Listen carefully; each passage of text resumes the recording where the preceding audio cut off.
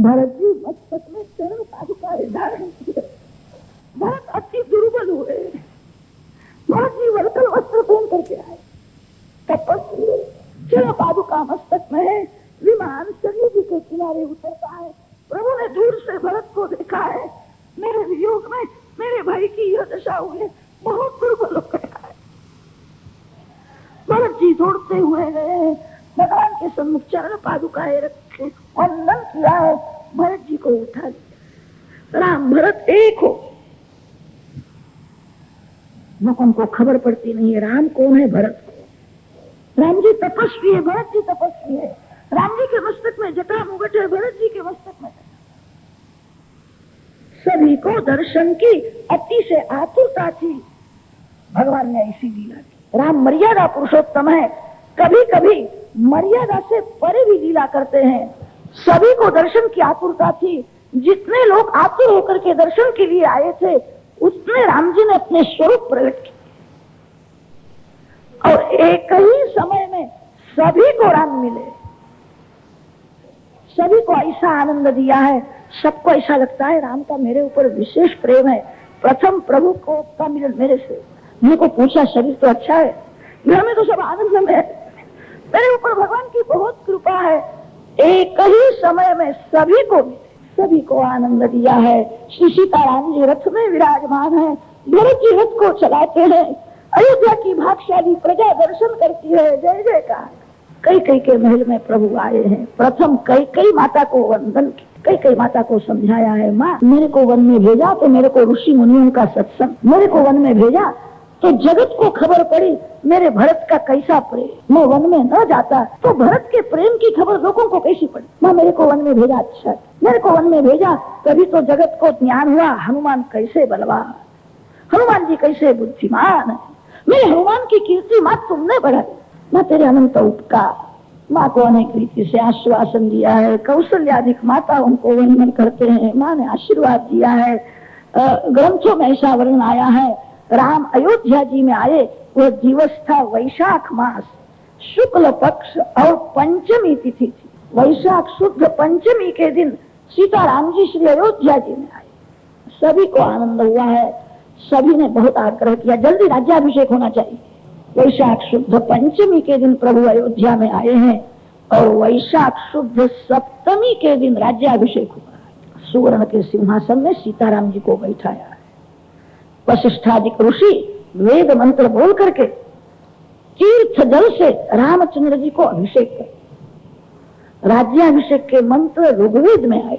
वशिष्ठादिक ऋषि वेद मंत्र बोलते हैं, इंद्रियं वा एतदस्मिन् लोके यद्दधि यद्दधनाभिषिञ्चति इंद्रियमेवास्मिंस्तद्दधाति तेजो वा एतद्घृतं यद्घृतेनाभिषिञ्चति तेज एवास्मिंस्तद्दधाति स्वादिष्ठया मदिष्ठया पवस्व सोमधारया इंद्राय पातवे सुत इति तां पिबेद्यदत्र शिष्टम् एतेन हवा ऐन्द्रेण महाभिषेकेण तुरः कावशेयो जनमेजयं पारीक्षितमभिषिषे च तस्मादुह वै जनमेजयः पारीक्षितः समन्तं सर्वतः पृथिवीं जयन् परियायाश्वेन च मेध्येनेज एतेन हवा ऐन्द्रेण महाभिषेकेण संवर्त आंगिरसमरुत्तमभिषिषे च तस्मादुह वै मरुत्तः समन्तं सर्वतः पृथिवीं जयन्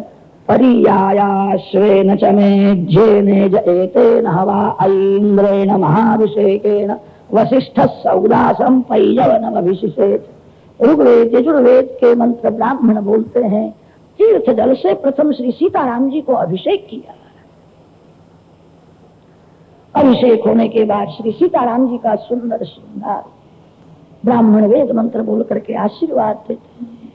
सुवर्ण सिंहासन में श्री सीता जी के साथ सियावर रामचंद्र, सुवर्ण सिंहासन में सीताराम जी विराजमान है।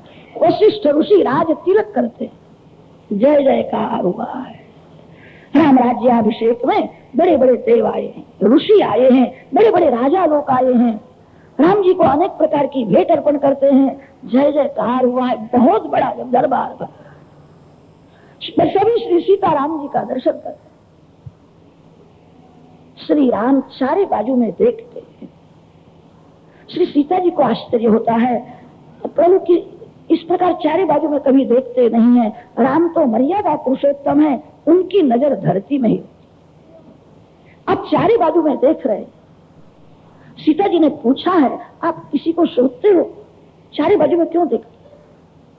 तब रामचंद्र जी ने कहा है, ये सब लोग मेरा दर्शन करने के लिए आए हैं। जिसका दर्शन करने की मेरे को इच्छा होती है वो नहीं दिखता है। श्री सीता मां को आश्चर्य हुआ है, ऐसा कौन भाग्यशाली जीव है जिसका दर्शन करने की प्रभु को इच्छा हो। सीता जी ने पूछा है, ऐसा कौन है जिसको देखने की आपको इच्छा हो? तब रामचंद्र जी ने कहा है, तेरे को याद है ना, जो केवट नौका में बैठा करके गंगा पार ले गया। उसने कहा था, राज्याभिषेक होने के बाद मेरे को प्रसाद, आज प्रसाद नहीं।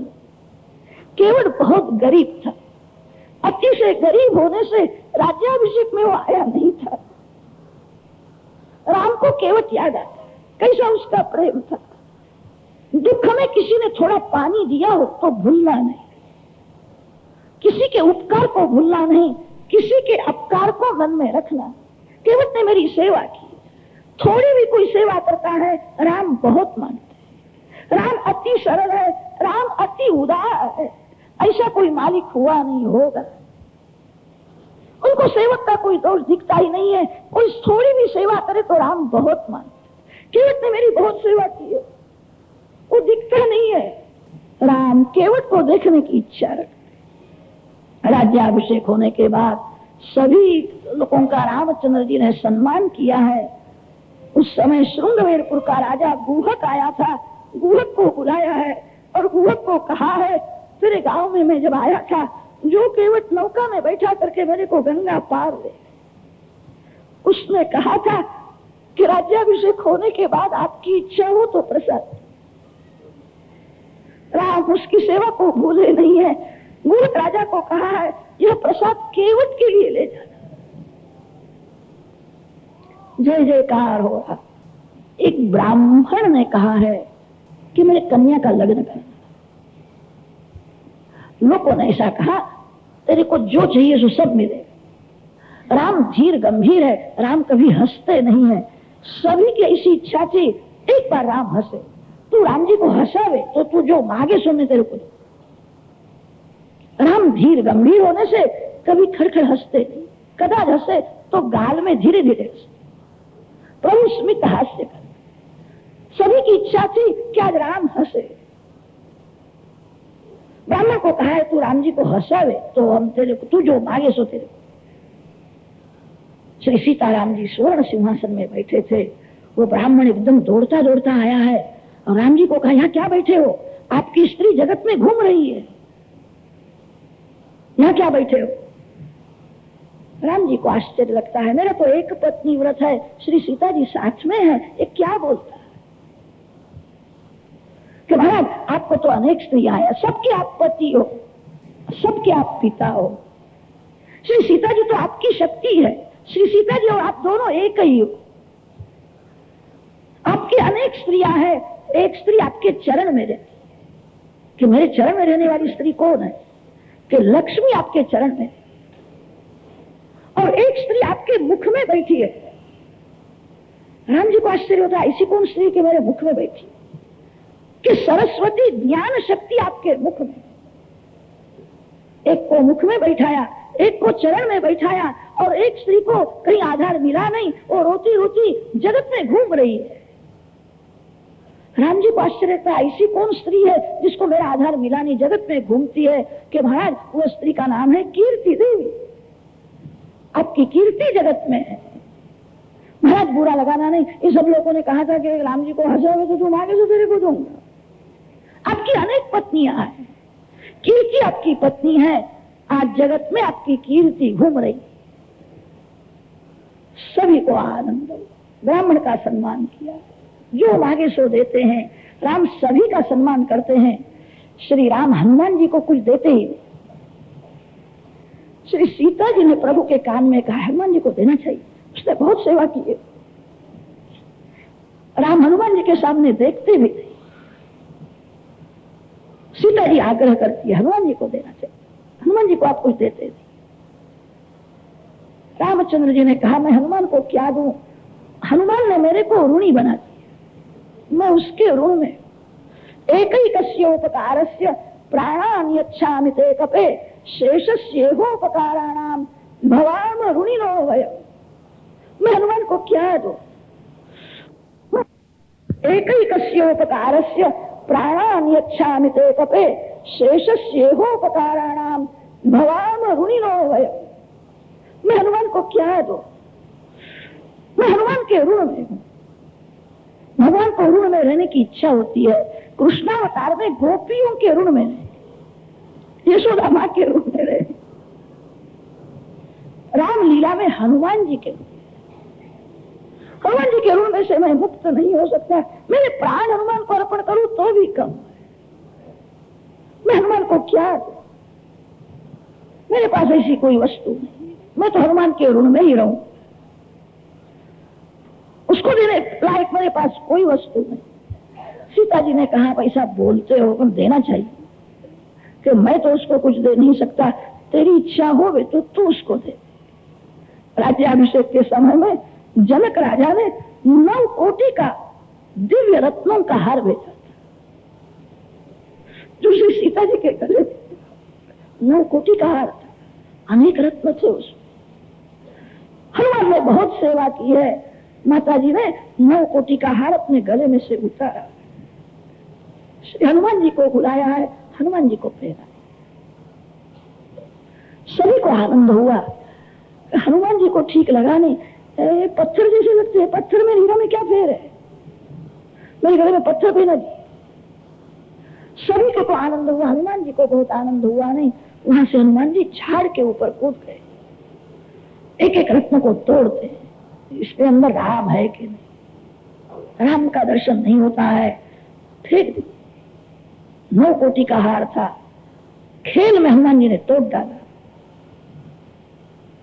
सभी लोगों को आश्चर्य होता है, कुछ भी होए वानर तो है न, जाति का धर्म कैसा जाए।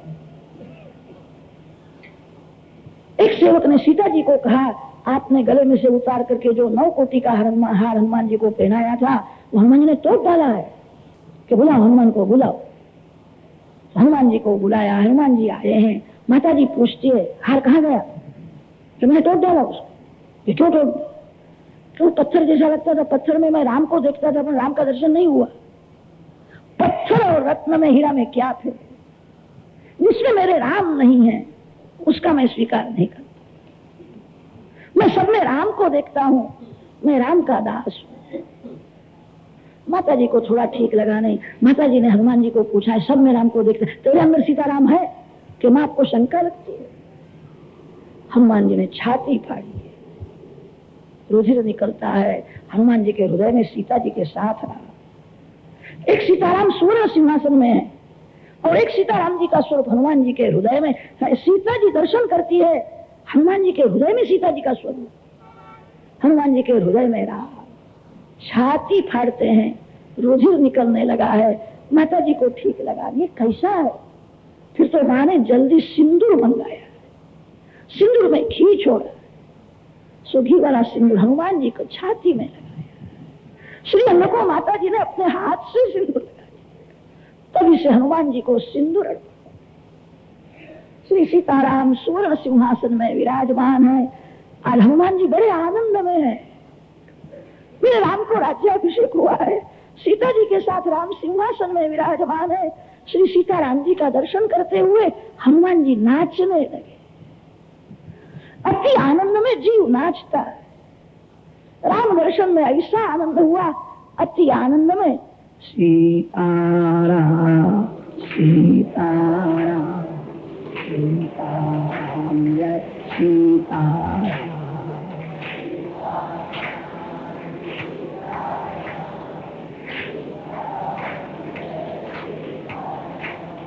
सीताराम सीताराम सीताराम जय सीताराम।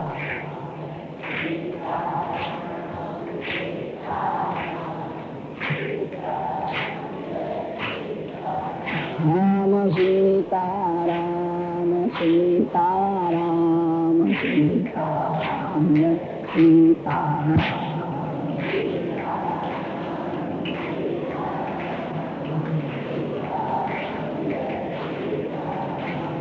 सीताराम सीताराम सीताराम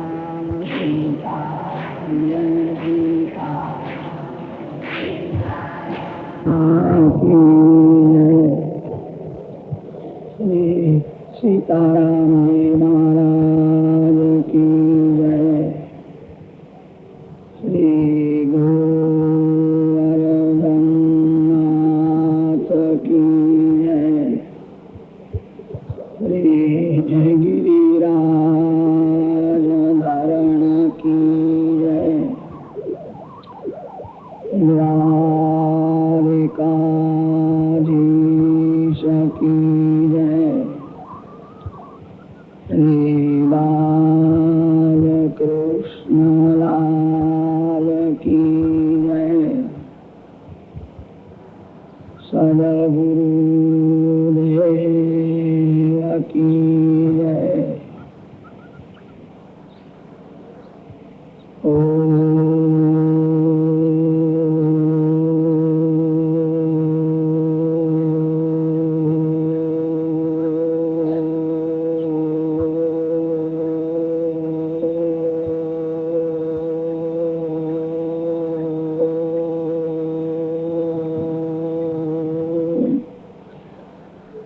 नमः पार्वती पतये हर हर महादेव। स्वस्ति श्री गणेशाय नमः। श्री सरस्वत्यै नमः।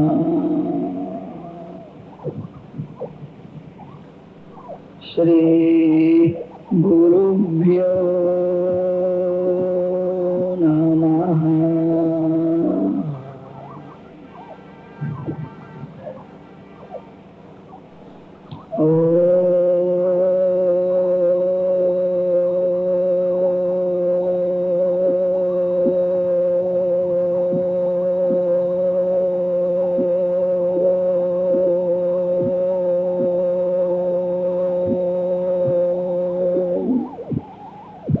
नमो भगवते वासुदेवाय। श्री महादेव उवाच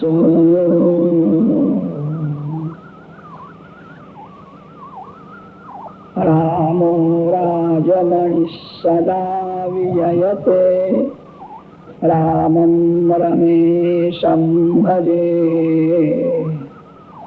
रामेणाभियता निशाचरचमूः रामाय तस्मै नमः। रामान्नास्ति परायणं परतरम् रामस्य दासोऽस्म्यहम्। रामे चित्तलयः सदा भवतु मे। श्रीराम मामुद्धर।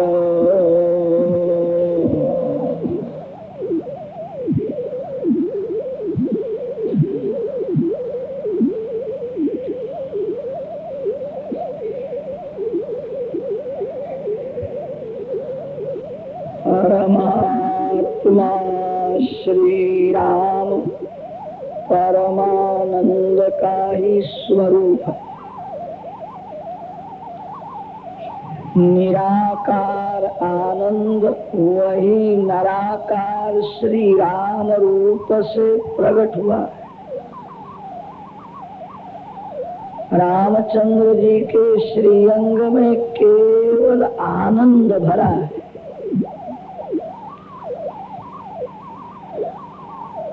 मानव का शरीर पृथ्वी जो तेज वायु आकाश पंच तत्व से बना हुआ है। मानव का शरीर मल मूत्र के आधार से टिकता है। श्री रामचंद्र जी के श्रीअंग में मल नहीं है, मूत्र नहीं है। रामचंद्र जी के श्रीअंग में केवल आनंद भरा है। निराकार की कोई पूजा नहीं कर सकता है। निराकार को किसी की दया नहीं आती। श्री राम दयालु है। राम जी की पूजा होती है। निराकार ब्रह्म ही श्री राम है।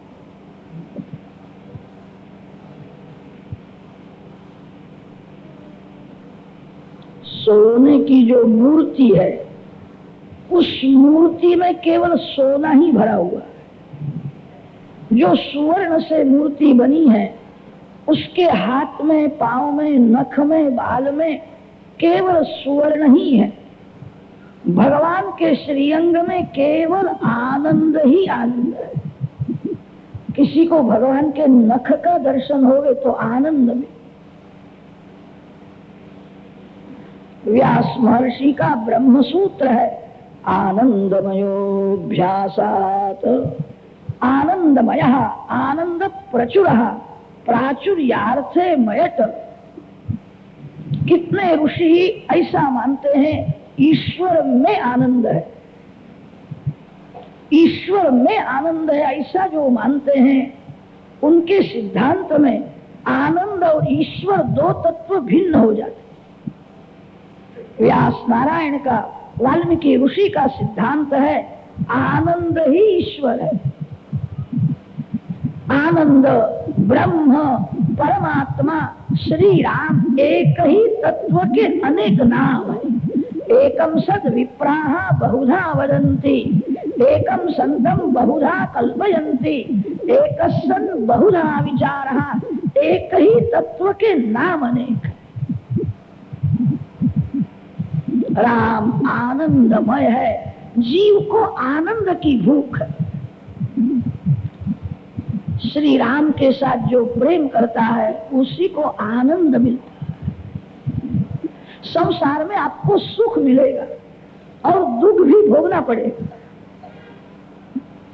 जो सुख भोगता है उसकी इच्छा होवे न होवे उसको दुख भोगना ही पड़ेगा। सुख के पीछे ही दुख खड़ा है। जीवात्मा को आनंद की भूख है। सुख भोगने से दुख की समाप्ति नहीं होती। श्रीमान लोग बहुत सुख भोगते हैं, उनको पूछो शांति है? सुख भोगने से शांति नहीं मिलती।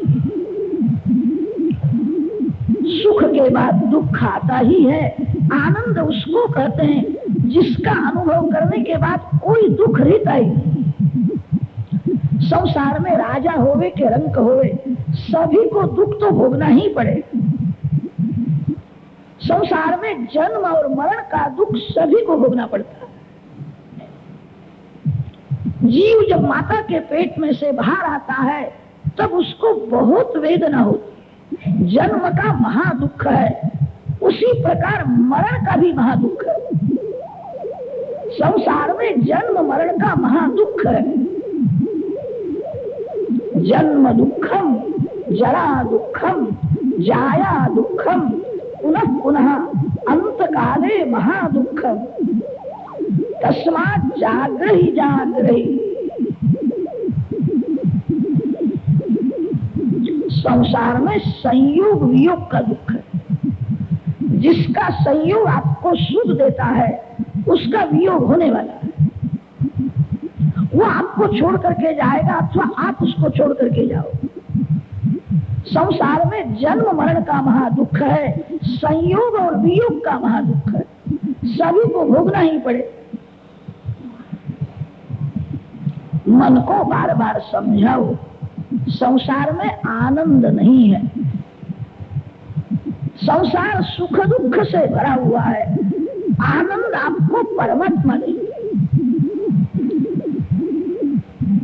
संसार में आनंद होवे तो संसार को छोड़ करके मानव को कभी निद्रा की इच्छा होवे नहीं। मानव को निद्रा में शांति मिलती है जब सो जाता है। निद्रा में कौन शांति देता है? निद्रा में खाने का मिलता नहीं है, निद्रा में हाथ में पैसा आता नहीं है, निद्रा में जगत की विस्मृति है। जहां जगत है वहां सुख दुख है, जहां जगत नहीं है जगत की विस्मृति में शांति है, रोज का अनुभव है। राजा को राजमहल में शांति मिलती है, राजा जब सो जाता है तब शांति मिलती है। निद्रा में उसको शांति कौन देता है? निद्रा में जगत की विस्मृति होती है। दीपक में जब तक तेल है तब तक दीपक जलता रहता है। दीपक का तेल खलास हो जाए तो दीपक शांत हो जाए। मन में से संसार निकल जाए तो शांति मिलती है। गाड़ी में पड़ने के बाद मन में से संसार निकलने लगता है। मन में से जब संसार निकलता है तब निद्रा आती है। आंख कोई रूप दिखता हो तो निद्रा नहीं आती है, कान कोई शब्द सुने तो निद्रा नहीं आती है, जीभ को जब रस मिलता है तब निद्रा नहीं आती है। शब्द स्पर्श रूप रसगंध पंच विषयों को जब मन छोड़ता है, मन निर्विषय होता है, मन में से संसार निकलता है, तब निद्रा आती है। निद्रा में शांति है। इसका यही कारण है, निद्रा में जगत की विस्मृति है। निद्रा में जिस प्रकार मानव जगत को भूल जाता है, उसी प्रकार जागृत अवस्था में जगत को भूल जाए। जगत की विस्मृति से शांति मिलती है।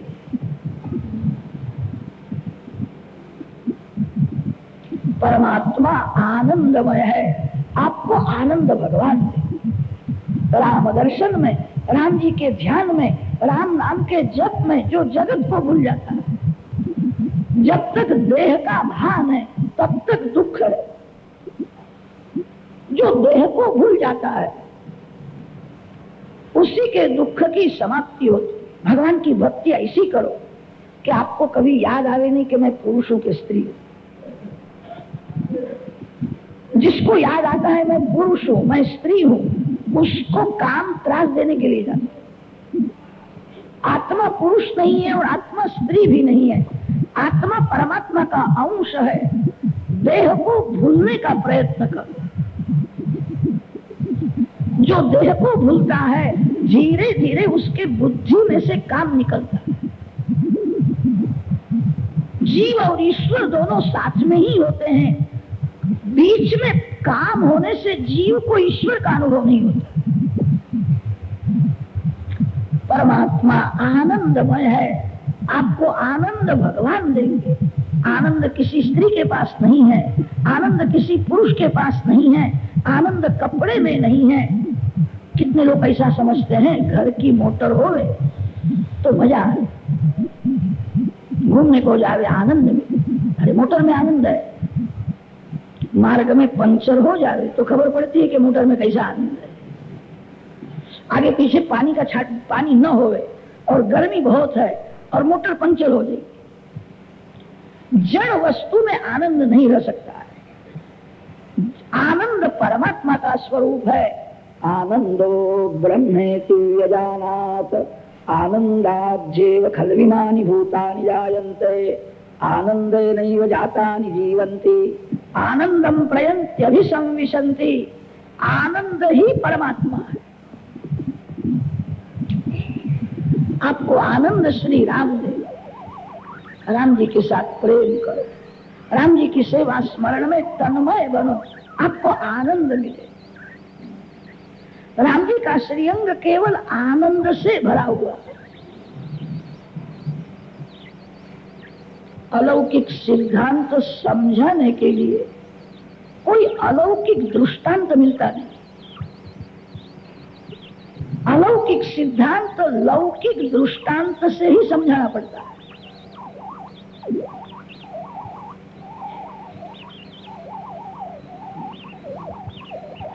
एक बार ऐसा हुआ, एक भाई गाड़ी में पड़ा है, रात के 12 बज गए, उसको नींद नहीं आती। वो विचार करने लगा कि आज नींद क्यों नहीं आई। बहुत विचार करने पर उसको याद आया कि रात्रि में वो चाय पीता था, चाय पीने की उसको आदत थी। आज चाय मिली नहीं है, इसलिए नींद नहीं आई। रात्रि के 12 बज गए थे। उसने विचार किया चाय बना करके पी लो। चाय पीने की आदत हो गई। चाय बनाने की तैयारी तो करता है। उस दिन का योग कुछ ऐसा था, डब्बे में शक्कर खलास हो गई, शक्कर नहीं थी। और शक्कर के बिना चाय होवे नहीं, और चाय न होवे तो नींद आवे नहीं। रात्रि के 12 बज गए। रात्रि में 12 बजे के बाद कौन दे सकता। फिर वो विचार करने लगा, मकर संक्रांति के दिवस में बच्चों के लिए मैं बाजार में से चीनी के खिलौने ले आया। चीनी के खिलौने घर में कहीं पड़े हो, वो भी काम में आ गए। रात्रि के 12 बज गए। एक एक डब्बा निकालता है। शक्कर के खिलौने कहा। रात्रि में 12 बजे माला लेकर के शांति से कभी जप करने के लिए नहीं बैठा। शक्कर के खिलौने में लाया था बच्चों के लिए, वो घर में कहीं होने चाहिए। जो व्यसनी है वो क्या न करे। व्यसन बड़ा पतन करता है, व्यसन भक्ति में विघ्न करता है। जो शौकीन आदमी है वो क्या न करे। रात्रि में एक एक डब्बा निकालता है। चीनी के खिलौने कहा। 8 घंटा तक उसने बहुत तपश्चर्या की। तपश्चर्या फिर सफल हो जाती है। तो डब्बा मिल गया जिसमें चीनी के खिलौने थे। उसमें वो डब्बा हाथ में आ गया। डब्बा खोलने पर उस डब्बे में शक्कर का हाथी बना हुआ था। वो उसको मिल गया। उसने क्या किया, ये हाथी के 2 पांव तोड़ करके चाय में डाल दिए। हाथी के पांव डाले कि शक्कर डाले। जो शक्कर से खिलौना बना है उसका आकार कैसा भी हो, बालक को आप समझाते हो ये तेरा घोड़ा है और तेरा हाथी। जो शक्कर से बना हुआ खिलौना है उसमें केवल शक्कर ही है, दूसरा कुछ नहीं। श्री राम जी में केवल आनंद ही आनंद बना है। आनंद ही राम है। आनंद राम से भिन्न नहीं है। राम जी का श्रीअंग आनंदमय है। मानव जगत में आता है वो पूर्व जन्म का जो कुछ कर्म किया है, कर्मानुसार वासनानुसार मानव का जन्म होता है। भगवान स्व इच्छा से प्रकट होते हैं। भगवान भक्तों को आनंद देने के लिए प्रकट होते हैं। भगवान आनंदमय है। जीव निज कर्म निर्मित तनु है, निज इच्छा निर्मित तनु माया गुण गोपा। जीव अपने कर्म से वासना से अपना शरीर बना लेता है। जीव दूसरे जन्म की तैयारी इसी जन्म में करता है। पूर्व जन्म में जो वासना मन में रह गई थी वो वासना के अनुसार उसको यह जन्म मिला है। इस जन्म में जो वासना मन में दृढ़ हो जाएगी वासना के अनुसार उसको दूसरा जन्म मिलता है। श्री राम स्व इच्छा से प्रकट हुए। राम सभी को आनंद देने के लिए प्रकट हुए हैं।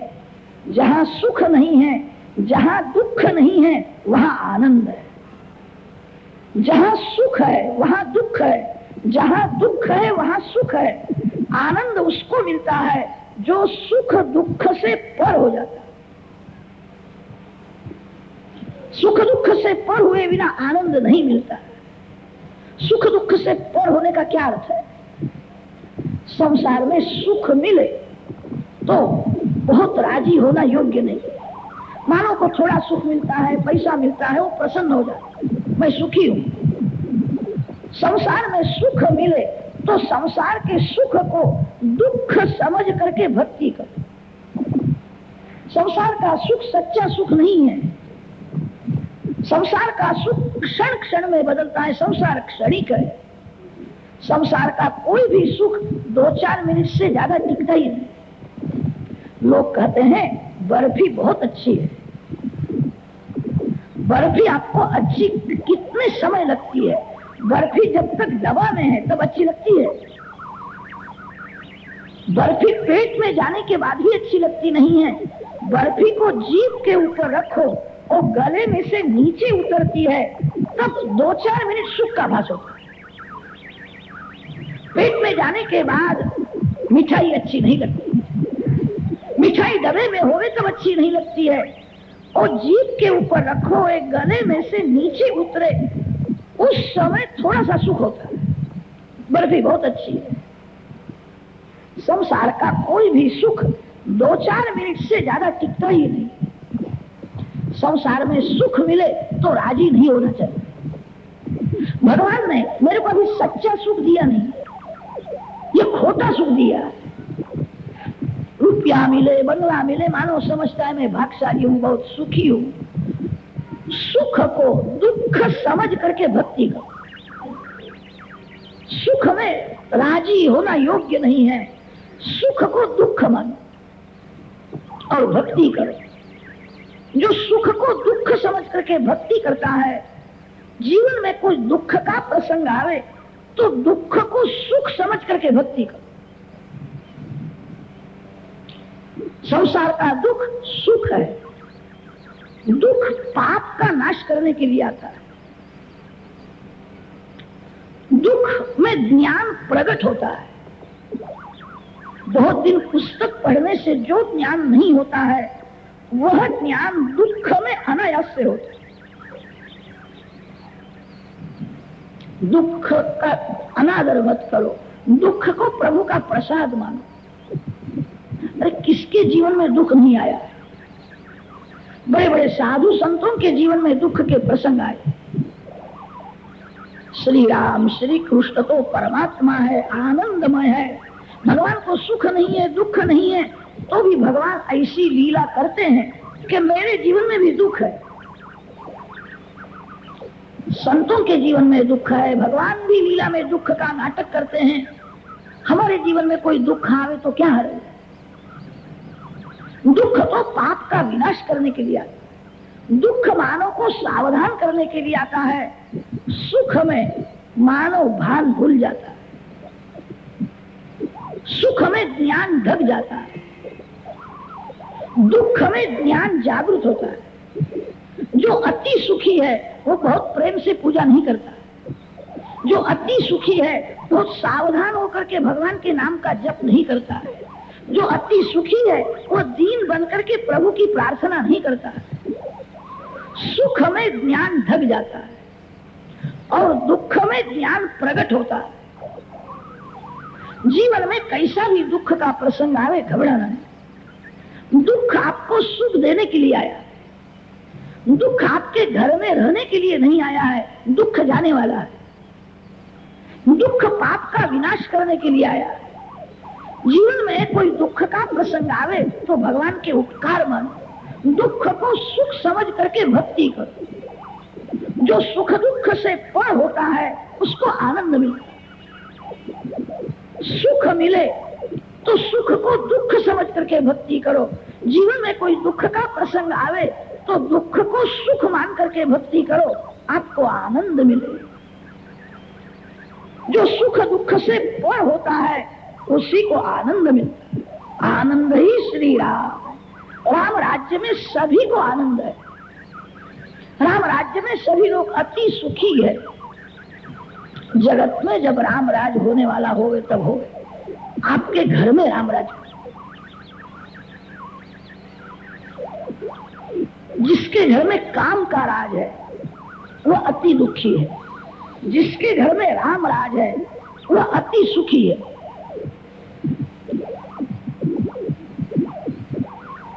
जीवन में काम गौण है, पैसा गौण है। 4 पुरुषार्थ माने हैं, धर्म अर्थ काम और मोक्ष। इसमें धर्म पहला है और मोक्ष अंतिम में है। अर्थ और काम को मध्य में रखें। जीवन में अर्थ और काम मुख्य नहीं है, अर्थ और काम दोनों गौण है। इसीलिए अर्थ और काम को मध्य में रखा है, धर्म पहला है, मोक्ष अंत में है।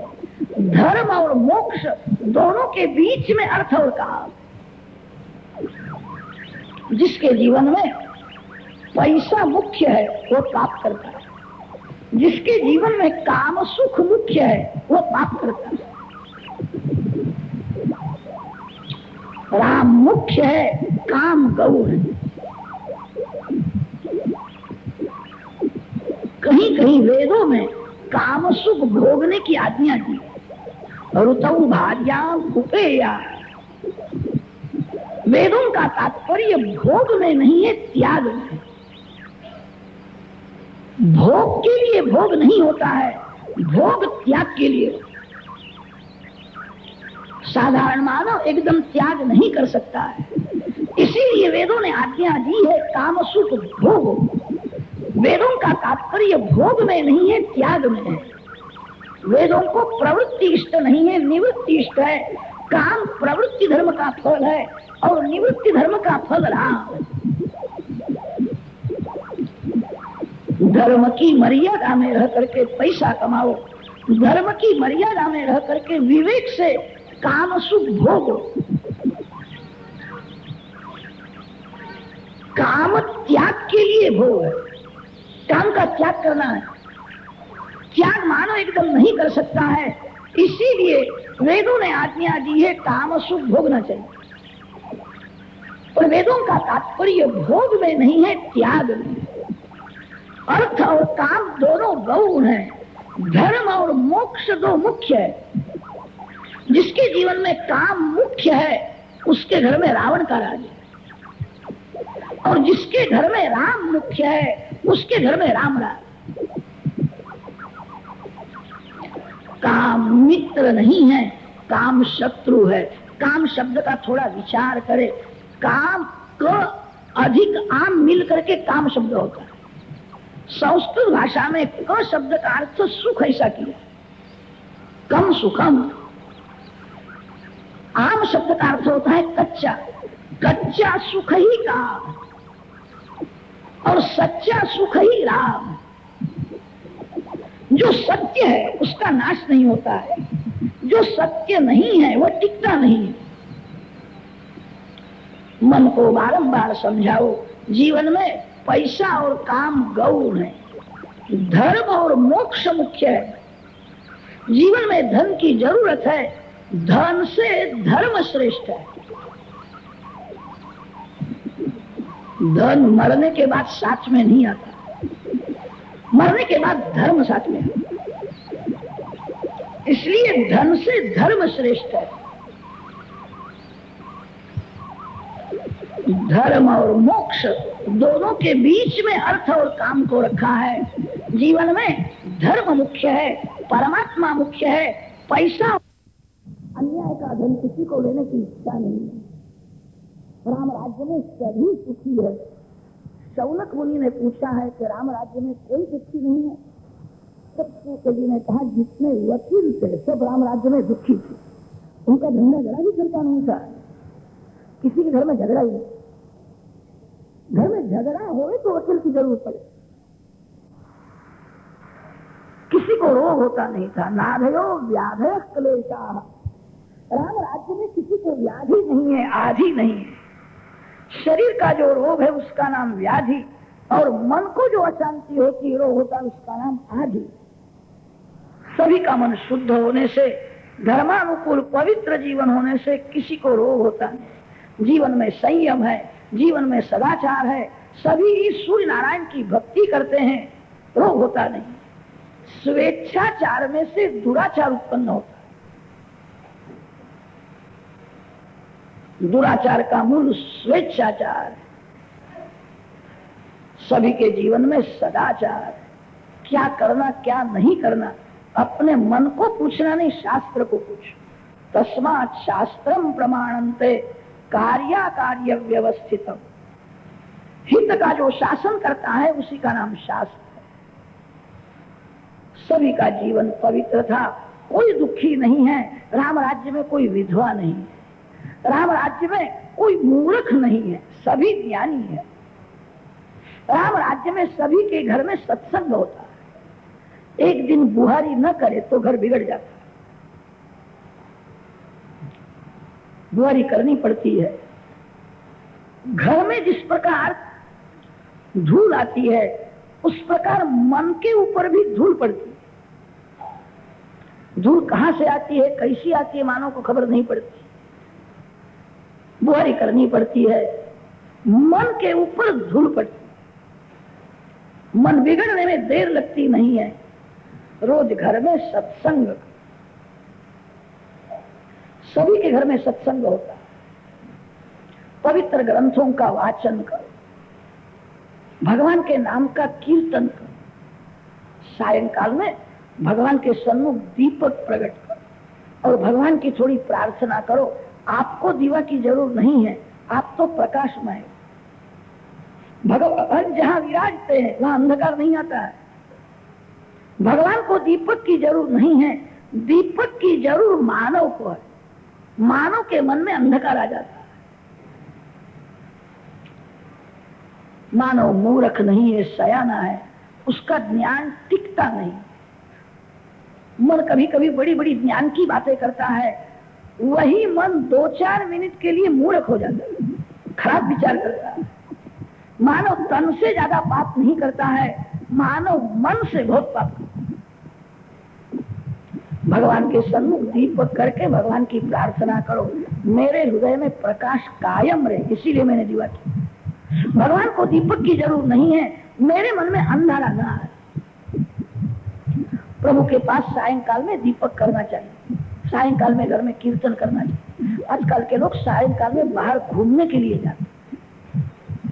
शास्त्रों में ऐसा लिखा है, सौभाग्यवती स्त्री सूर्य अस्त में जाने के बाद बाहर न जाए। सौभाग्यवती स्त्री में लक्ष्मी का अंश है। सायंकाल में लक्ष्मी नारायण घर में आते, सायंकाल में बाहर घूमना नहीं चाहिए। ब्राह्मण सायंकाल में संध्या करे, वैष्णव सायंकाल में भगवान के सम्मुख कीर्तन करे। जिस घर में प्रातः काल सायंकाल में प्रभु के नाम का कीर्तन होता है उस घर में कली नहीं जाती। कली भगवान के नाम से डरता है। घर में प्रातः काल सायंकाल में ज्यादा नहीं तो आध घंटा भी कीर्तन, आपके घर में कली नहीं आवे। राम राज्य में सभी के घर में सत्संग होता है, सभी के घर में भगवान के नाम का कीर्तन होता है, कोई मूर्ख नहीं है। राम राज्य में कोई दुखी नहीं है। भगवान श्री राम सीता जी के साथ सिंहासन में विराजमान। भगवान शंकर सीताराम जी का दर्शन करने के लिए आए और शिव जी ने भगवान के पास मांगा है, बार बार मर मांगहु हरषि देव श्री रंग पद सरोज अनपायिनी भगति सदा सतसंग सियावर रामचंद्र की जय। शिव जी महाराज मांगते, आप भी भगवान के पास ये मांगो, आपके चरण में मेरे को अनपायिनी भक्ति, भगवान में कुभाव आवे, यही अपाय। जीवन में सुख दुख मान अपमान का कैसा भी प्रसंग आवे, प्रभु में सद्भाव रखो। भगवान जो कुछ करते हैं उसी में जीव का कल्याण होता है। प्रभु में ऐसा दृढ़ विश्वास रखो, जीवन में आपको उद्वेग होवे, अति दुख होवे, ऐसा कोई प्रसंग आवेगा, ऐसे समय में मन को समझाओ भगवान ने जो कुछ किया है योग्य किया। जीव पूरा कर सकता है, ईश्वर पूरा नहीं कर सकता। भगवान जो कुछ करते हैं उसी में जीव का कल्याण है, कहीं भी विश्वास तो रखना ही पड़ेगा। भगवान में दृढ़ विश्वास रखो। प्रभु में कुभाव आवे तो भक्ति छिन्न भिन्न होती है। जीवन में कैसा भी प्रसंग आवे, मेरे को भगवान के लिए कुभाव नहीं होना चाहिए। अनपायिनी भक्ति, और भक्ति को बढ़ाने के लिए सत्संग भगवान के पास मांगो। भजनानंदी संतों का मेरे को सत्संग, जिनको भक्ति में ही आनंद आता है ऐसे संतों के सत्संग में भक्ति बढ़ती है। कितने संत ज्ञानी होते हैं, उनको भक्ति करने की इच्छा नहीं होती, उनको माया परोपकार में फंसा देती है। परोपकार करना अच्छा है, तो परोपकार से भी भक्ति करना बहुत अच्छा है। जगत में जो आया है वो अपना कर्म दे करके आया है। जिसके भाग्य में दुख लिखा है उसको आप सुख नहीं दे सकते। जिसके भाग्य में सुख लिखा है उसको जंगल में वृक्ष की छाया में भी सुख मिलता है, और जिसके भाग्य में दुख लिखा है वो बंगला में बैठा हो तो भी हृदय जलाता है, उसको शांति नहीं है। सुख दुख प्रारब्ध के अधीन है। कोई किसी को सुख नहीं दे सकता है, सुख के साधन आप दे सकते हो। परोपकार से भक्ति श्रेष्ठ है। कितने संतों को माया भक्ति नहीं करने देती, परोपकार में फंसा देती है। बहुत परोपकार जो करता है वो भगवान को भूल जाता है। परोपकार में हल्के लोगों का संग करना पड़ता है। परोपकार में राग द्वेष आते हैं, यह लायक है, यह लायक नहीं है, उसको 5 दो, इसको 10 दो। परोपकार में विषमता करनी ही पड़ती है। परोपकार से भी भगवान की भक्ति श्रेष्ठ है। जिनको भक्ति में ही आनंद आता है, ऐसे संतों के सत्संग में भक्ति बढ़ती है। भगवान के पास ये मांगो, भजनानंदी संतों का मेरे को सत्संग में। आप मांगोगे तो भगवान देंगे।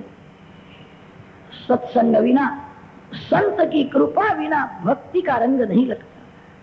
संत विषयानंद नहीं देते हैं, संत भजनानंद देते। संत वासना का विनाश करते हैं, संत भक्ति का रंग लगाते हैं। भजनानंदी संतों का मेरे को सत्संग मिले, आपके चरण में शुद्ध भक्ति मिले। भगवान के पास ये रोज मांगना चाहिए। शंकर भगवान माता पार्वती जी को राम कथा सुनाते हैं। राम राज्य में सभी सुखी हुए हैं, सबको आनंद मिला। यह कथा काकभूषण जी ने गरुड़ जी को सुनाई थी। जो कथा देवी तुमको मैंने सुनाई है, माता जी ने प्रश्न किया है। पार्वती माता को राम कथा में तृप्ति नहीं होती। माता जी पूछती है, काकभूषण जी को रामायण की कथा किसने सुनाई थी? काकभूषण जी के गुरु कौन है? सभी के गुरु शिव है। जगत गुरु सदा शिव है। सनातन धर्म में जितने संप्रदाय है, सभी संप्रदाय के आदि प्रवर्तक भगवान शंकर है। शिव जी महाराज ने तो कहा, काकभूषण जी ने जो कथा गरुड़ जी को सुनाई थी, वह कथा मैंने तुमको सुनाई है। अरे काकभूषण जी को यह कथा लोमश ऋषि से मिली थी। लोमश ऋषि भगवान शंकर के शिष्य है। शिव ही जगत गुरु है। कस्तम चराचर गुरुम निर्वैरम शांत विग्रहम। पार्वती माता प्रश्न पूछती है, गरुड़ जी को मोह क्यों हुआ था? यह कथा विस्तार पूर्वक सुनने की इच्छा। शिव जी महाराज वर्णन करते, देवी मेरे राम जी की लीला देख करके ज्ञानी पुरुष प्रसन्न होते हैं। अज्ञानी जीव अपनी बुद्धि के अनुसार प्रभु की लीला का विचार करते हैं, तब कभी कभी उनको राम में कुभाव आ जाता है।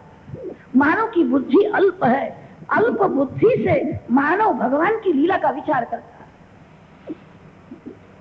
एक गांव में बहुत पढ़े लिखे प्रोफेसर साहब मिले। वो कहते थे कि महाराज मैं सब कुछ जानता हूँ, मैंने रामायण अनेक बार पढ़ा है। रामायण में ऐसा आता है, सीता जी सगर्भा थी तब रामचंद्र जी ने श्री सीता जी का त्याग किया। ये तो स्त्री जाति का घोर अपमान किया। राम जी की ये भूल है। श्री राम निर्दोष है। मानव अपनी बुद्धि से प्रभु की लीला का विचार करता है।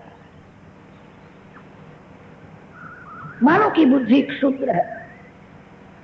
कितने लोग ऐसा कहते हैं कि मेरी बुद्धि कबूल नहीं करती।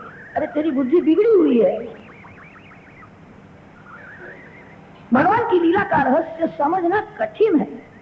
भगवान का स्वरूप को समझना जैसा कठिन है, वैसे ही भगवान की लीला का रहस्य समझना कठिन है। कहीं सीता जी ने ऐसा कहा नहीं कि राम जी ने अच्छा नहीं किया। श्री सीता माँ तो अनेक बार ऐसा बोली है, मेरे ऊपर प्रभु का अतिशय प्रेम है, इसीलिए मेरा भगवान ने त्याग किया है। प्रजा को प्रसन्न रखना राजा का धर्म है।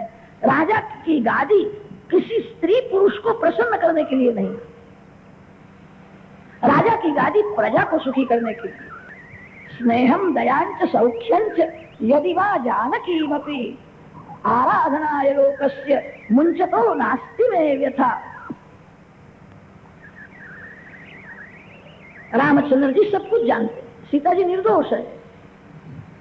निर्दोष सीता जी का राम जी ने त्याग किया है, ये योग्य है। सीता जी ने कहीं ऐसा कहा नहीं। राम राजाधिराज है।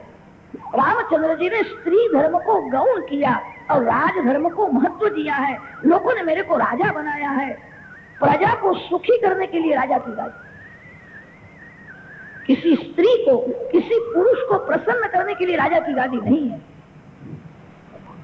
रामचंद्र जी ने स्त्री धर्म गौण किया और राज धर्म को महत्व दिया है। जीव अपनी क्षुद्र बुद्धि से प्रभु की लीला का विचार करता है। श्री सीताराम निर्दोष है। राम जी की किसी लीला में मानव को शंका होवे, ये मानव के बुद्धि का दोष है। भगवान निर्दोष। भगवान कभी कभी मानव के जैसी लीला करते हैं।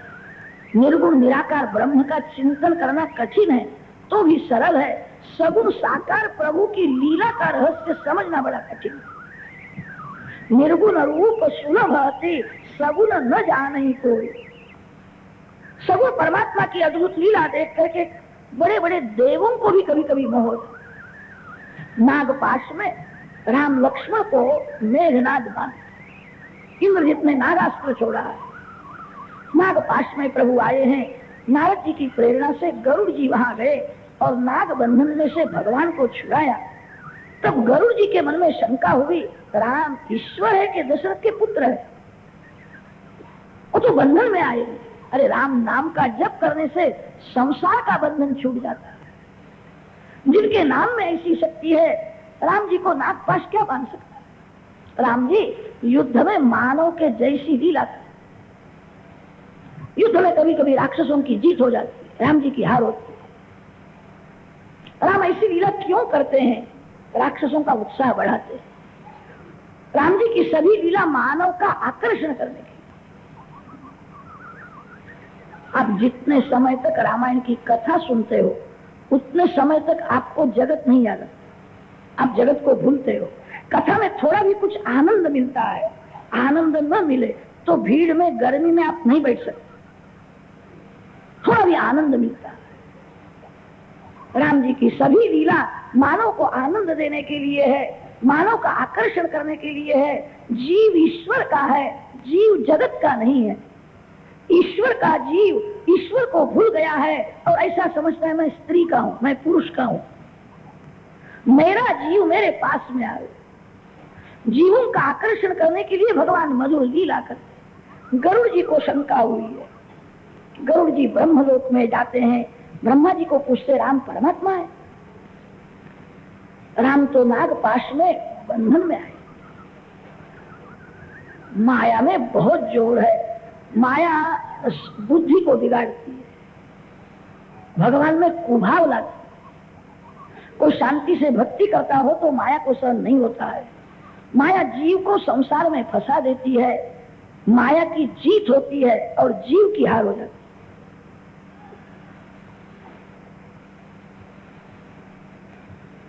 मानव का जीवन क्या है? मानव का जीवन बड़ा युद्ध है। प्रभु के चरण में जाना है, माया जाने नहीं देती। जीव जगत में अनेक बार दुखी होता है तो भी उसको संसार मीठा ही लगता है। संसार से घृणा नहीं होती है। माया ने जीव को संसार में ऐसा फंसा दिया है। संसार बहुत सुंदर है, स्त्री सुंदर है, पुरुष सुंदर है, संसार में मजा है। भगवान के पास जाने की क्या जरूरत है? जीव को माया संसार में फंसा देती है। माया की जीत होती है, जीव की हार होती है। मानव का जीवन बड़ा युद्ध है। माया शांति से भक्ति नहीं करने देती है।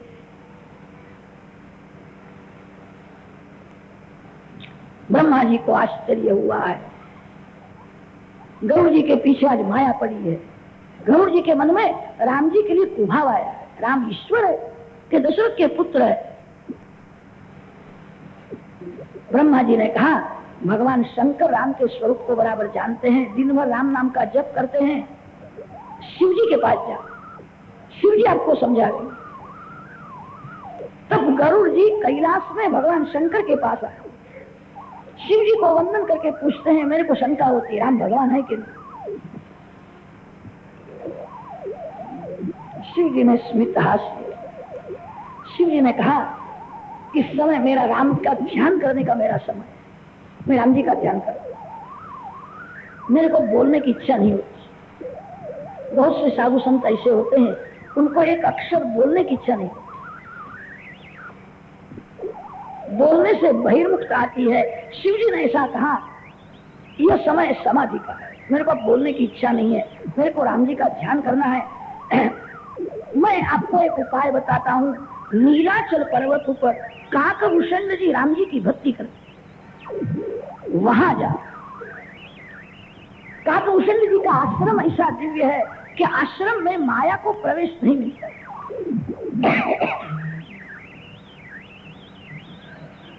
ऐसी दिव्य भूमि है। नीलाचल पर्वत में 4 शिखर है, 4 शिखर में 4 बड़े बड़े वृक्ष है। काकभूषण जी सतत राम जी की भक्ति करते, पीपल है, वड़ है, आमा का झाड़ है, 4 शिखर में 4 वृक्ष है। एक शिखर में बैठ करके काकभूषण जी श्री राम जी का ध्यान करते। राम जी का श्रीअंग मेघ के जैसा श्याम, सुंदर पीतांबर पहना हुआ है। राम जी के एक एक अंग में आंख को, मन को स्थिर करना ही ध्यान है। राम जी की अंगुली कैसी है, राम जी की आंख कैसे, राम जी के बाल कैसे। रामचंद्र जी के एक एक अंग में आंख को, मन को स्थिर करो। भगवान के सौंदर्य में आसक्ति ही भक्ति है, संसार के सौंदर्य में आसक्ति ही माया है। आंख को सौंदर्य अच्छा लगता है, राम अति सुंदर है, करोड़ों कामदेव से भी राम अति सुंदर है। सौंदर्य का वर्णन करने की शब्द में शक्ति नहीं है। राम जी के चरणारविंद में, मुखारविंद में, एक एक अंग में आंख को स्थिर करो। नीलाचल पर्वत में 4 शिखर है, एक एक शिखर में एक एक सुंदर वृक्ष है। वृक्ष की छाया में काकभूषण जी भक्ति करते हैं। एक शिखर में बैठ करके राम जी का ध्यान करते हैं, 3 घंटे तक शांति से ध्यान करते। मन संसार का ध्यान करने से ही बिगड़ा है। जो मन संसार का ध्यान करने से बिगड़ा है, वह मन राम जी का ध्यान करे तो ही शुद्ध हो। आप बहुत यात्रा करो, मन शुद्ध नहीं हो। आप दान देते हो, अच्छा है, आप यज्ञ करो, अच्छा है, इससे पुण्य बढ़ेगा, मन की शुद्धि नहीं हो। मन बिगड़ा है संसार का ध्यान करते। वह मन परमात्मा का जब ध्यान करता है, जितने पाप होते हैं वो संसार का ध्यान करने से होते हैं। संत सर्वकाल प्रभु का ध्यान करते हैं। सर्वकाल भगवान का ध्यान करना साधारण मानव के लिए शक्य नहीं है। आप एक ऐसा नियम लो, किसी भी मानव शरीर का मैं ध्यान नहीं करूं। जो तन का ध्यान करता है उसका मन बिगड़ता है। कोई स्त्री के पुरुष के शरीर का ध्यान मत करो। शरीर में जो सौंदर्य दिखता है वह आत्मा का सौंदर्य है। आत्म सौंदर्य से देह में सौंदर्य का भास होता है। देह सुंदर नहीं है, आत्मा सुंदर है। किसी के भी शरीर का ध्यान मत करो। काकभूषण जी राम जी का ध्यान करो। 3 घंटे तक राम जी के मंगलमय स्वरूप का ध्यान करो। फिर वहां से उठ करके दूसरे शिखर में जाते हैं। वहां बैठ करके राम जी की मानसी पूजा करते।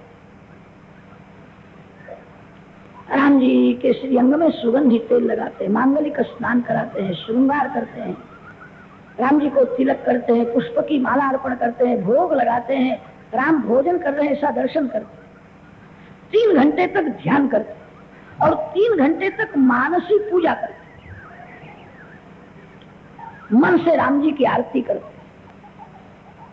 आरती का भी क्रम बताया है। 3 बार चरण के ऊपर से आरती करो, 3 बार जंघा के ऊपर से आरती करो, 3 बार वक्षस्थल के ऊपर से आरती करो और 3 बार मुखार विंद ऊपर से आरती करो और 7 बार चरण से मुखार विंद तक सर्वांग ऊपर से आरती करो।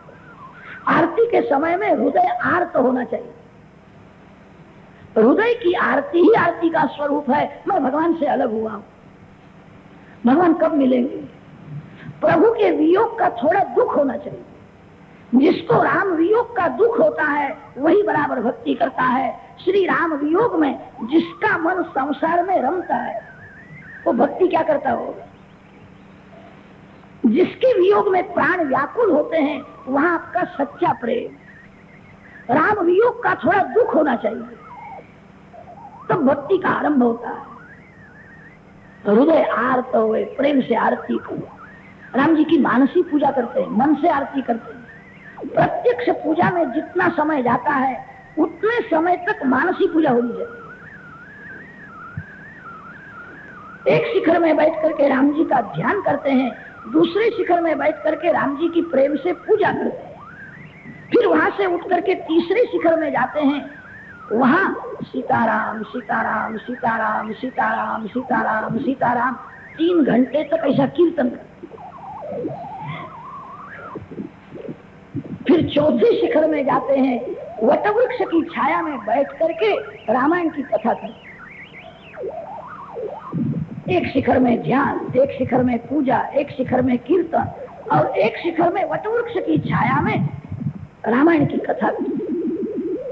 उनका आश्रम ऐसा दिव्य है, उनके आश्रम में माया को प्रवेश ही मिलता नहीं। उस आश्रम में प्रवेश करने पर हृदय पिघलता है, प्रभु में प्रेम जागृत होता है, सात्विक भाव। आश्रम ही ऐसा दिव्य है। कसाई के घर में कदाच कोई जावे तो घृणा आती, जहाँ अनेक जीवों की हिंसा हुई। मंदिर में जाओ, जहाँ कथा कीर्तन हो वहां जाओ, हृदय थोड़ा भी पिघलता है। जिस भूमि में जैसा कर्म होता है उस कर्म के परमाणु वहां घूमते हैं। जिस घर में सतत भक्ति होती है वो घर भगवान का धाम बन जाता है, वहां फिर माया नहीं आ सकती है। काकभूषण जी का आश्रम ऐसा दिव्य है जहां माया को प्रवेश नहीं मिलता। शंकर भगवान ने आज्ञा दी है वहां जा।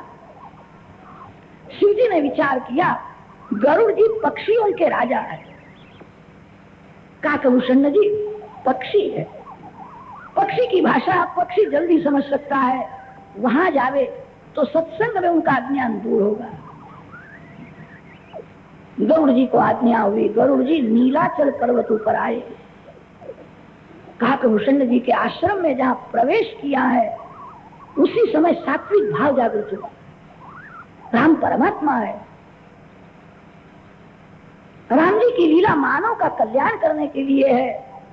गरुड़ जी के हृदय में प्रेम जागृत हुआ, राम परमात्मा ऐसा अनुभव हुआ। भूमि ऐसी दिव्य थी, भोग भूमि में मन बिगड़ता है। काकभूषण जी सतत भक्ति करते थे, इसलिए वो भूमि ऐसी दिव्य हुई थी। गृहस्थ के घर में काम के परमाणु घूमते तो मन को बिगाड़ते हैं। जहां सतत भक्ति होती है वो भूमि दिव्य हो जाती है, भूमि भक्ति में साथ देती। काकभूषण जी के आश्रम में माया को प्रवेश ही नहीं है। आश्रम में प्रवेश किया, गरुड़ जी का हृदय पिघलता, प्रभु में प्रेम जागृत हुआ है। काकभूषण जी महाराज रामायण की कथा का आरंभ करने वाले थे, उसी समय गरुड़ जी वहां पहुंच। कभी कभी शंकर भगवान भी हंस का वेश धारण करके काकभूषण जी महाराज की कथा सुनने के लिए जाते। शिव जी को राम कथा सुनने में आनंद आता है। काकभूषण जी बहुत प्रेम से कथा करते। गरुड़ जी वहां आए, पक्षियों के राजा है। काकभूषण जी ने गरुड़ जी का स्वागत किया, पूजा की है, बहुत कृपा की। आपकी मैं क्या सेवा करूं, आपका क्या काम? तब गरुड़ जी ने कहा, महाराज मेरा जो काम था वो तो आपके आश्रम में मैं आया और मेरा काम सफल हो गया, मेरा अज्ञान दूर हो गया, प्रभु में प्रेम जागृत हुआ। मेरे को शंकर भगवान ने कहा था, काकभूषण जी का आश्रम दिव्य है, आपके आश्रम में आने पर मेरा मन पवित्र हुआ, मेरा काम तो हो गया है। राम जी के लिए मेरे मन में थोड़ा कुभाव आया, अब रामायण की आप कथा, मेरे को राम कथा सुननी है। काकभूषण जी रामायण की कथा सुनाते हैं। निर्गुण निराकार और सगुण साकार दोनों एक ही है, अगुण नहीं सगुण नहीं, नहीं कछु भेदा। जो ब्रह्म निर्गुण निराकार है वही ब्रह्म भक्तों के प्रेम के अधीन होकर के साकार बनता है। प्रेम में ऐसी शक्ति है, निराकार साकार हो जाते हैं। प्रेम में ऐसी शक्ति है, जो सबसे बड़ा है वो छोटा बालक भी बन जाता है। प्रेम में ऐसी शक्ति है, निष्काम सकाम हो जाता है। परमात्मा निष्काम है। भक्तों के हृदय में जब प्रेम बहुत बढ़ जाता है तो भगवान को भूख लगती है। वेदों में तो ऐसा वर्ण आया है, भगवान कभी खाते नहीं है, भगवान पानी पीते नहीं है। द्वासु पर्णा सयुजा सखाया समानम वृक्षम परीशस्व जाते तयोरन्य पिप्पलम स्वादुवत्ति अन्यः अनश्नन्न विचाकशीति। संसार वृक्ष में दो पक्षी बैठे हैं, जीव रूपी पक्षी विषय रूपी फल खाता है तो भी दुर्बल है। परमात्मा साक्षी भाव से देखते हैं, पुष्ट है। भगवान कभी खाते नहीं है। वेदों में जो वर्ण आया है सो बराबर है। अरे भगवान को भूख लगे तो भगवान की भूख शांत करने की किसी में शक्ति है? भगवान की भूख भी भगवान की जैसी होती है। भगवान की भूख कोई शांत नहीं कर सकता। भगवान तो सभी को खिलाते हैं। भगवान विश्वंभर है। वैष्णव जिसके हाथ का खाने की भगवान को इच्छा हो, भगवान की भक्ति ऐसी करो कि भगवान को भूख लगे। भगवान को किसी वस्तु की भूख नहीं है, प्रभु को प्रेम की भूख है। परमात्मा जीव को प्रेम देते हैं और जीव के पास परमात्मा प्रेम ही मांगते हैं। अनेक बार ऐसा होता है, ये जीव प्रभु को पैसा देता है, प्रेम नहीं देता है। कितने लोग स्त्री के साथ, पुरुष के साथ बहुत प्रेम करते हैं, भगवान को पैसा देकर के ही समझाते हैं, मैंने 1000 रुपये आपको भेज दिए। भगवान तो लक्ष्मी के पति है। पैसा से आप गरीब को प्रसन्न कर सकते हो, पैसा से लक्ष्मी पति को कोई प्रसन्न नहीं कर सकता। प्राचीन काल में जितने संत हुए हैं प्रायः सभी गरीब थे। श्रीमान संत बहुत ही कम है। परमात्मा को प्रेम की भूख है। प्रेम जब बढ़ जाता है तो भगवान भोजन करते। जो सबसे बड़ा है, दशरथ महाराज का प्रेम बढ़ गया, वो छोटा सा बालक हो गया। जो निर्गुण निराकार ब्रह्म है वही भक्तों के प्रेम के अधीन होकर के साकार बन जाता। निर्गुण सगुण दोनों एक ही है। निर्गुण निराकार ब्रह्म का बुद्धि से अनुभव करो और सगुण साकार श्री राम के साथ प्रेम करो। निर्गुण निराकार ब्रह्म का जो अनुभव करता है उसको पाप करने की जगह मिलती नहीं। साधारण मानव जब पाप करता है तब ऐसा समझता है यहाँ भगवान नहीं है, भगवान मंदिर में है। राजा राजमहल में रहता है, राजा की सत्ता उसके राज्य में सर्व ठिकाने। राज सत्ता निराकार है, राजा साकार है। राज सत्ता को मानना ही पड़ता है। राज सत्ता को जो नहीं मानता उसको सजा होती है।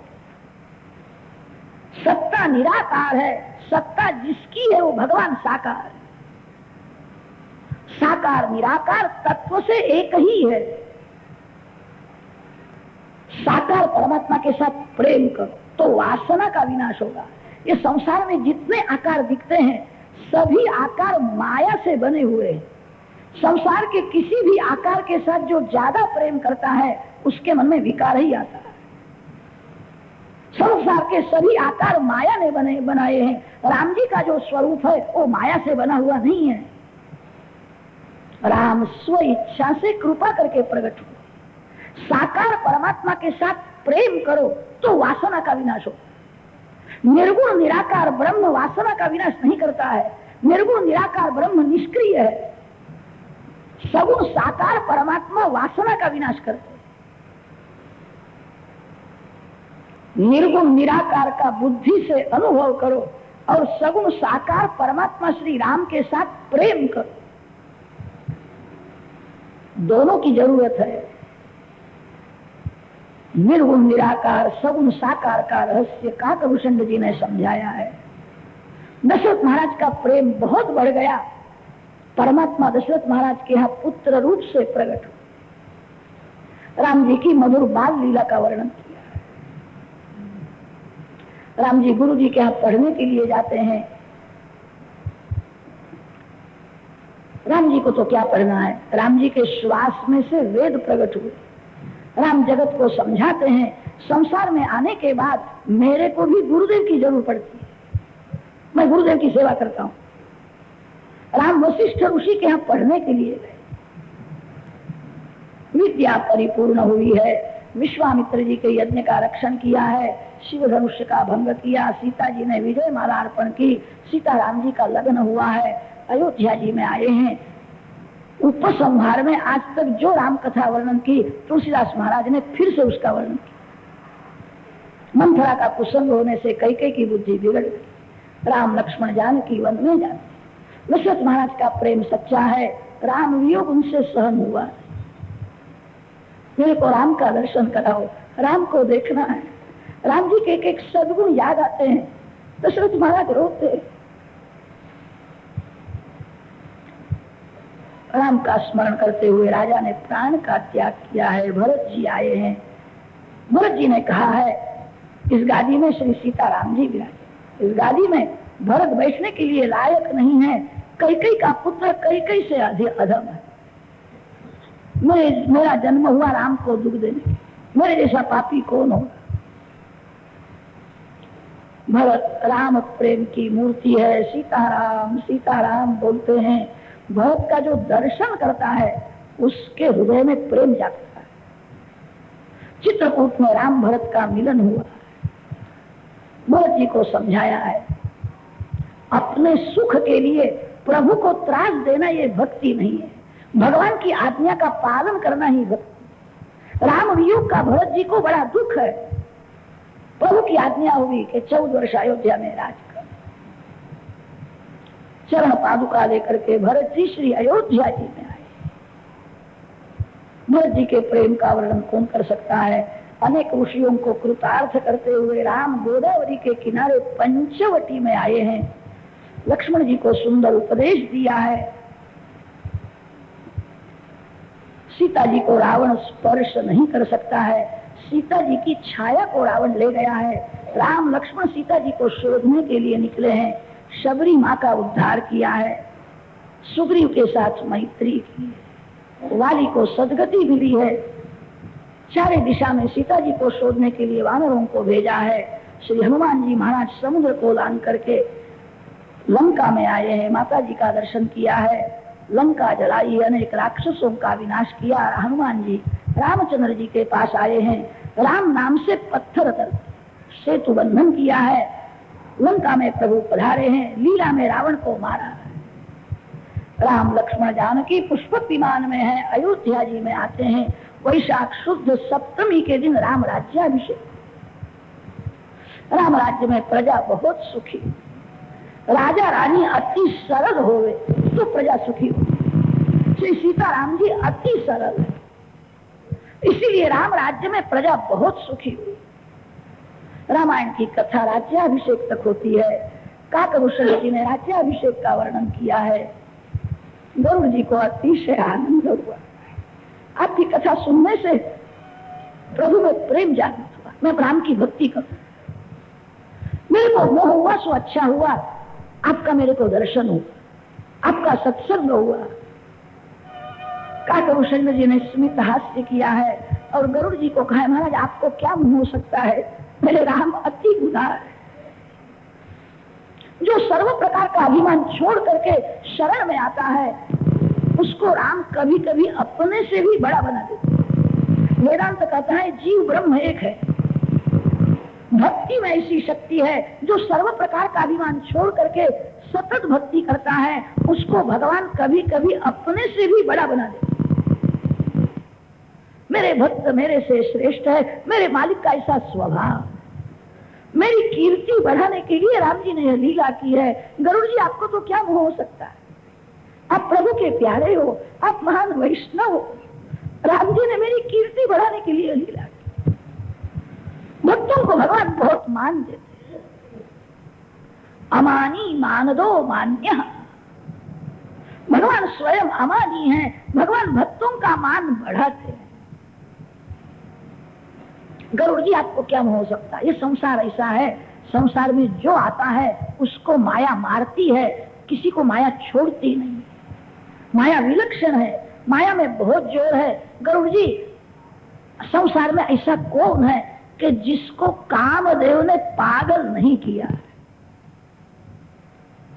काम जीव को पागल बना देता है। इस संसार में ऐसा कौन है कि क्रोध में जिसने अपना हृदय कभी जलाया नहीं? क्रोध आ जाता है, हृदय जलने लगता है।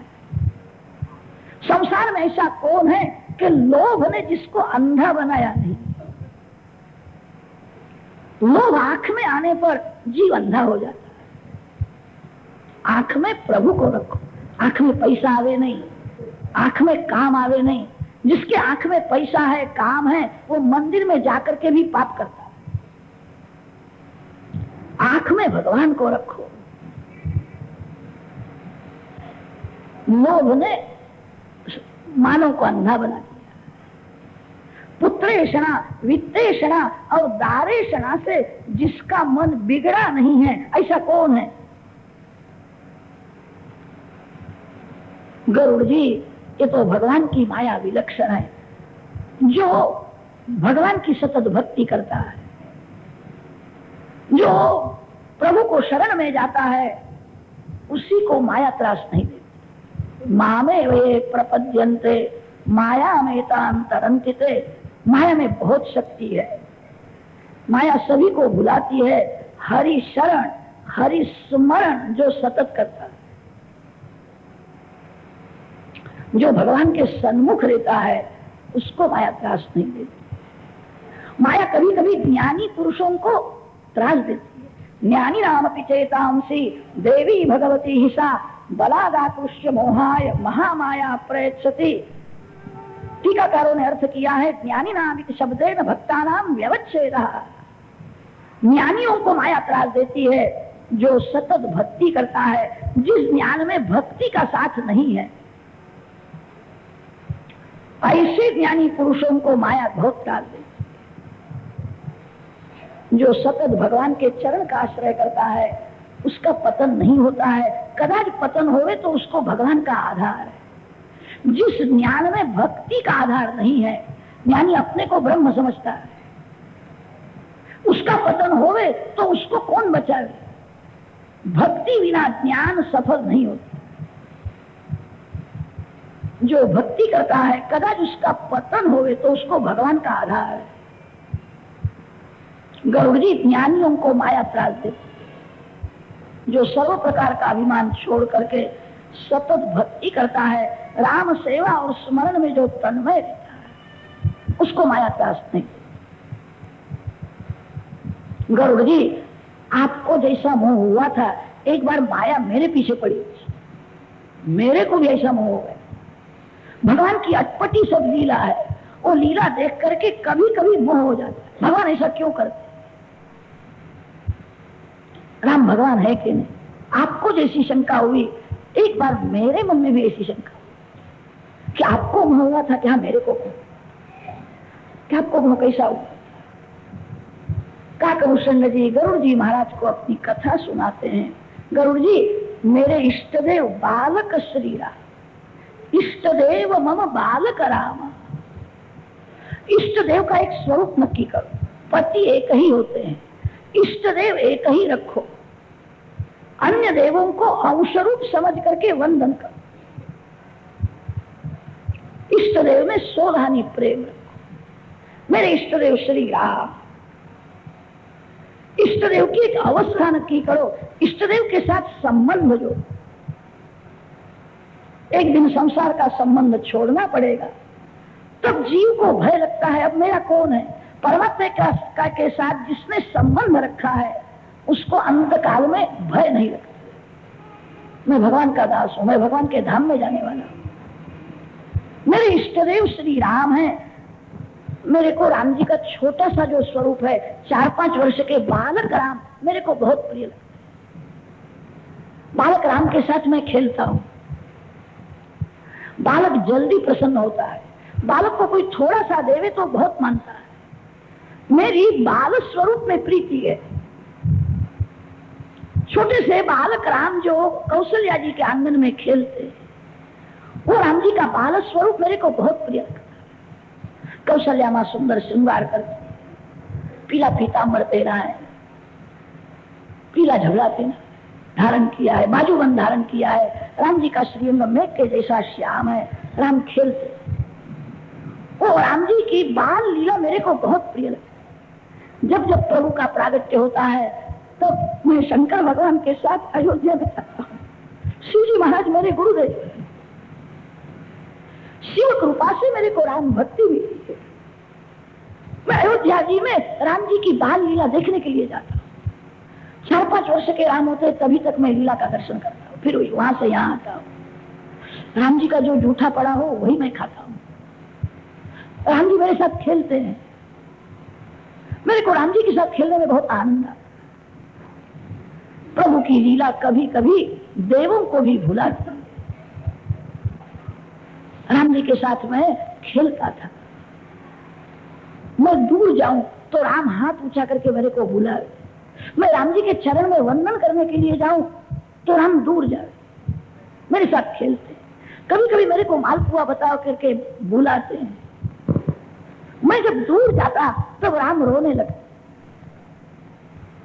मेरे मन में शंका, ही राम रोते हैं। मैं दूर जाता हूं तब राम को दुख होता है, राम ईश्वर है कि बालक है? प्रभु की मंगलमय लीला देख करके एक बार मेरे मन में ऐसी शंका हुई, राम ईश्वर है कि नहीं? गरुड़ जी, मैं आपको क्या कहूं, आकाश में मैं ऊपर ऊपर उड़ने लगा, तब राम जी ने ऐसी लीला की, मेरे को पकड़ने के लिए अपने हाथ को लंबाया। राम जी का हाथ, अंगुली मेरे को बहुत प्रिय लगती। कौशल्या मां ने हाथ में कड़ी पहनाई है, प्रत्येक अंगुली में सुंदर अंगूठी है। राम जी के नख अति सुंदर है। राम जी ने अपना हाथ जो बढ़ाया, मेरे पीछे पीछे राम जी का हाथ आता। आपको मैं क्या कहूं, मैं ब्रह्मलोक तक गया। मैं जहां जहां गया मैंने देखा राम जी का हाथ मेरे पीछे पीछे आ रहा। मेरे में और राम जी में 2 अंगुली का अंतर है। मेरे को पकड़ने के लिए आए हैं, अभी पकड़ेंगे। मेरे पीछे पीछे राम जी का हाथ आता है। मैं ब्रह्मलोक तक गया। फिर तो मेरे को भय लगा, मैं जहां जाता हूं राम जी का हाथ मेरे पीछे पीछे आता है, अब मेरे को पकड़े। मेरे को भय लगा, एकदम ऊपर से मैं नीचे पड़ा। अयोध्या जी में दशरथ महाराज के आंगन में राम जी के चरण